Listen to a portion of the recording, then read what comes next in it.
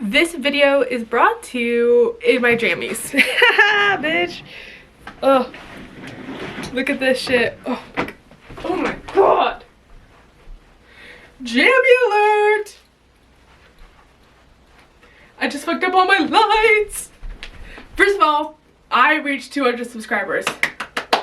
I posted like a little celebration this morning, but like whatever. So thank you to that. And now to the actual somber aspect of this video. Today we're gonna talk about my daddy issues. Now some of you may be looking at me and be like, yeah, no shit, you have those, and some of you may be looking at me and like, okay, haha funny. Cause like when people bring up daddy issues, it is haha funny. Well, at least how I bring them up most of the time. Hold up. Bitch, look at me. Look at me.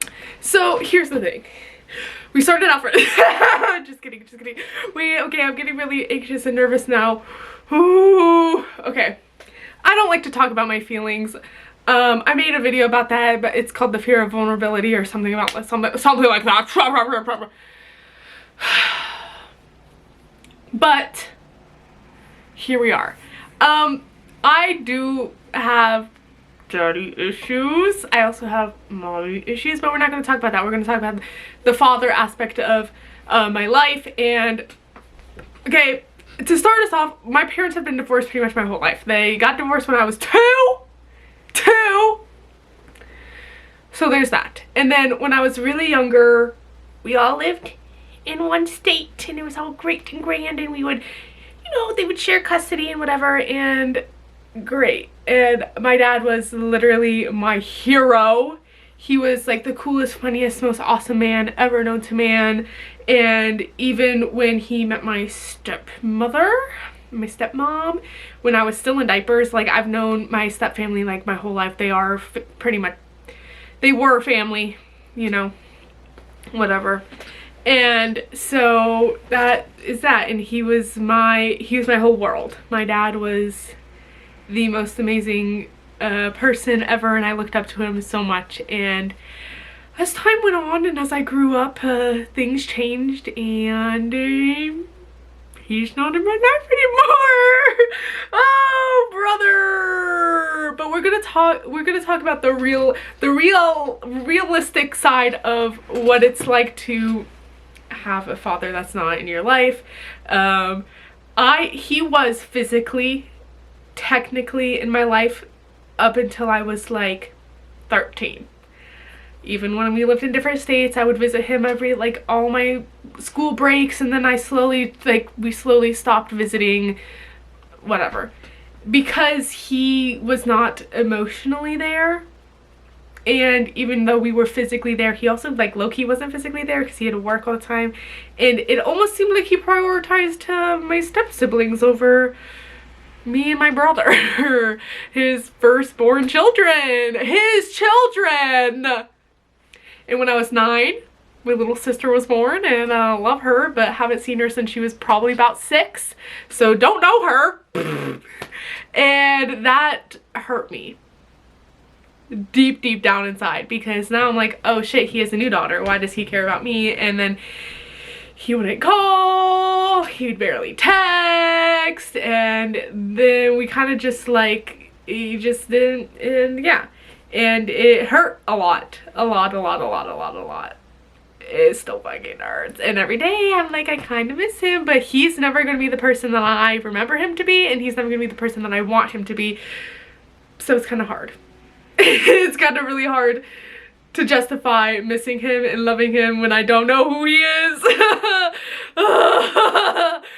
And when I was about a couple years ago, when I graduated high school, I pretty much cut him out of my life completely. I said, I don't want to talk to you anymore. I can't do this anymore. It hurts. It hurts too much. And you're never gonna take accountability for all the shit you did and the shit that happened to me when I was at your house, because like fucking shit. I was treated like garbage by everybody there, and I felt insignificant and terrible 24/7 while I was there. I had severe anxiety and depressive episodes, and I would stay up all night and then try and sleep all day, and I had no motivation to do anything. And he's like, I just didn't notice. And my siblings were cruel to me. They were absolutely horrendous to me and would make fun of me and do, like, they were just so mean to me for no reason. And the whole time I was there, I felt like I didn't know how. Every time I went to my dad's house, my mentality was, I'm going to be better. Like, it's going to be better. Like, I changed myself to try and fit whatever they are, and it never fucking worked, and it fucking hurt. And they would make fun of me, and I'd tell my dad, and he'd be like, that's just family. That's just family. That's just how family works.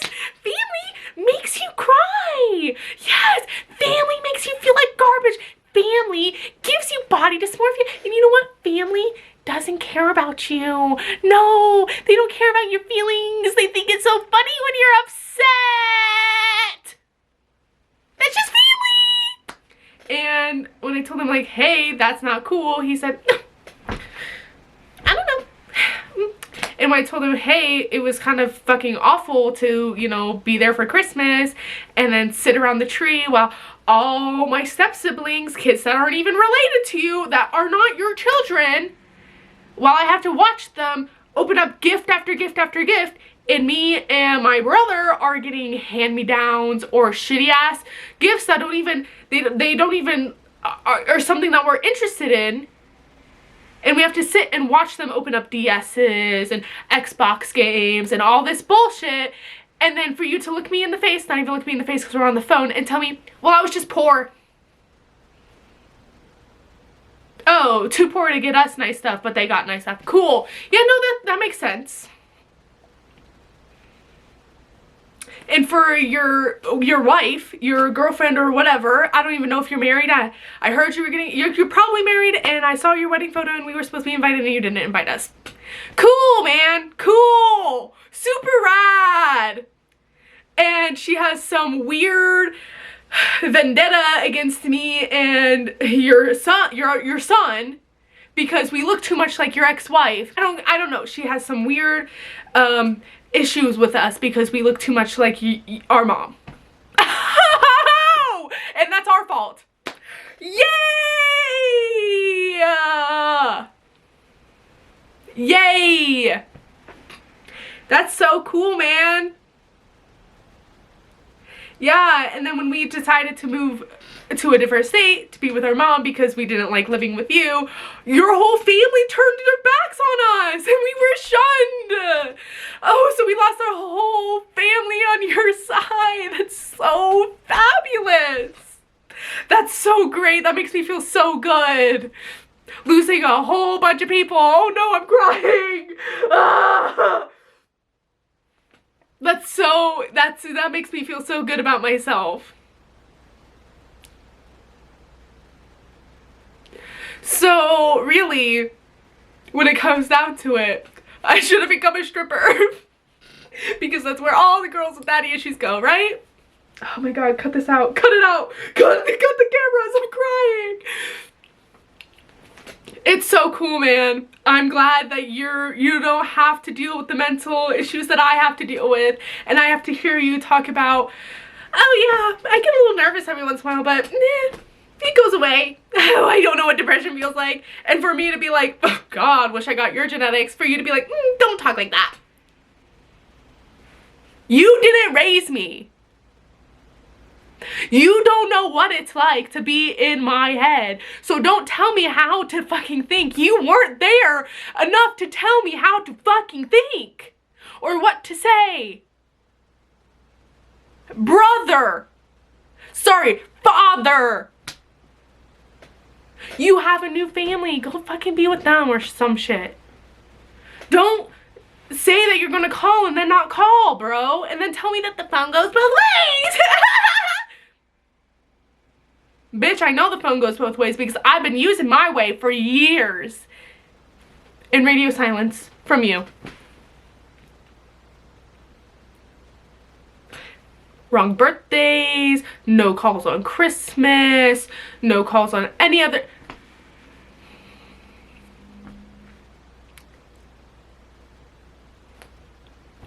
Hello?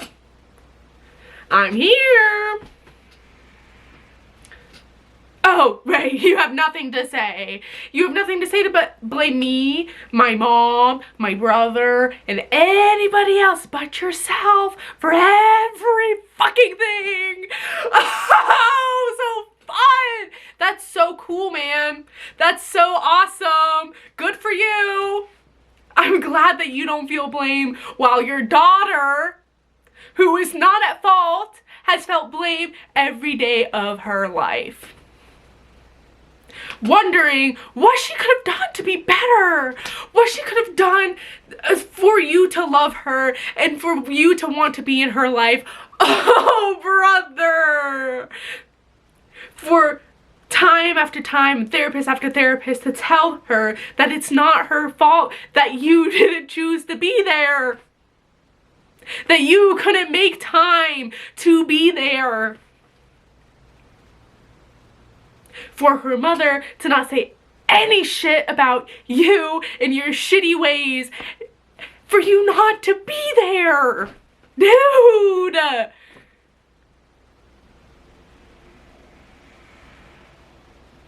And I call you and I tell you and you gaslight me into thinking that I'm wrong about the way I'm thinking and feeling. Brother.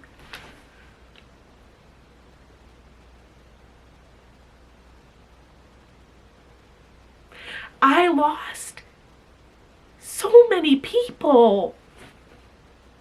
And I feel like a part of me is missing. And you were my fucking hero. You were my everything. And you left me.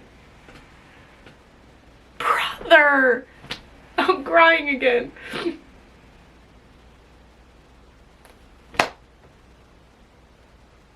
I still have your fucking art hung up in my room.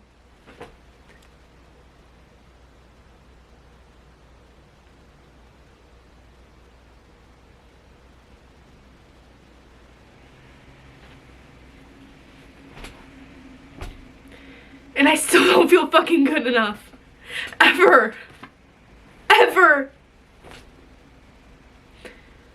So, congratulations. You fucked up, bro. You did. Not me. Unfortunately, though, I have to deal with the consequences of your fucking actions. So, give yourself a pat on the back for having a new fucking family, because I lost the one that I had. The one that I was given. And the one that you fucking chose for me. I lost it all.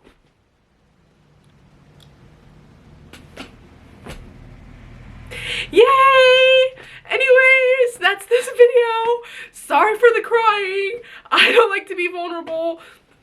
But I don't know why I wanted to make this video, but I did. So peace up and down. I'm out of here. Play my outro or whatever. I don't know anymore, dude. I hope you guys liked my information that I just shared. Please subscribe and maybe give it a like. I'm gonna put this at the end of every single one of my videos now, this exact clip.